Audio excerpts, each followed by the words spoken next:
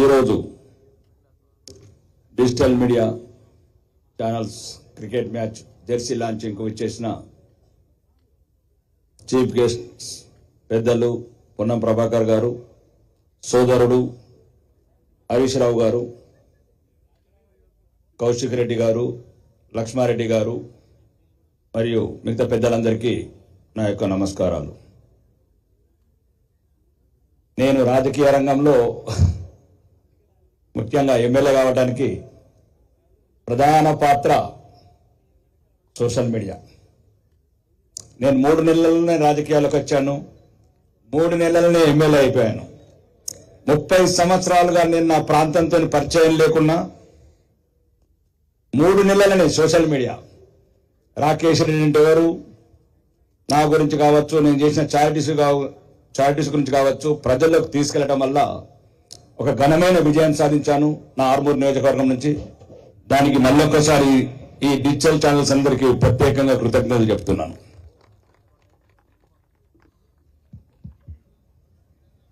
పన్నెండు ఛానల్స్ మరియు వాళ్ళు ఒకే వేదిక మీదకి వచ్చి ఈ టోర్నమెంట్స్లో పాల్గొనడము, వాళ్ళందరికీ ముందుగా శుభాకాంక్షలు తెలుపుతూ మరియు స్పాన్సర్ చేసిన సంస్థలందరికీ ధన్యవాదాలు తెలుపుతున్నాను. ఈరోజు అన్యూనంగా ఈ 9 నెలల 11 నెలల రాజకీయ రంగంలో ఇప్పటి వరకు ఒక 50 ఛానళ్లకు ఇంటర్వ్యూ ఇచ్చాను. చాలా మంది అంటున్నారు, అన్నా నువ్వు బాగా రేటింగ్ పోతుంది, మీరు ఇంటర్వ్యూ తగ్గించండి అని.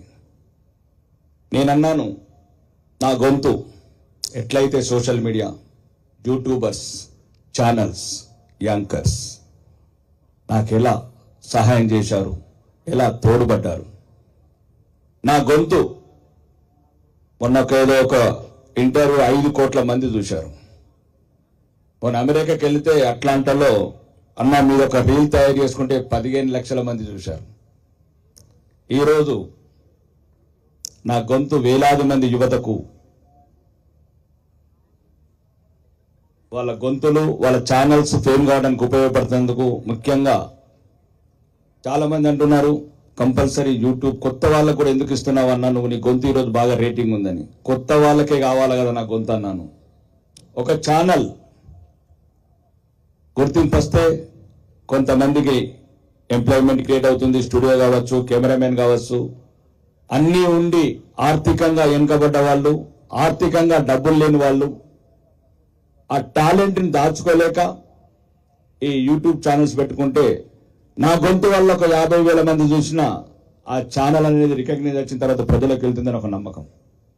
మరీ ముఖ్యంగా 2 సోదరులు పొన్నం ప్రభాకర్ అన్న, హరీష్ అన్న, ఒకరు బ్యాటింగ్, ఒకరు బౌలింగ్ గురించి చెప్పారు. అన్న బ్యాటింగ్ బౌలింగ్ ఆడటానికి గ్రౌండ్ ఉండాలన్నా, ఆ గ్రౌండ్ని సురక్షితంగా మేం కాపాడుతున్నాం.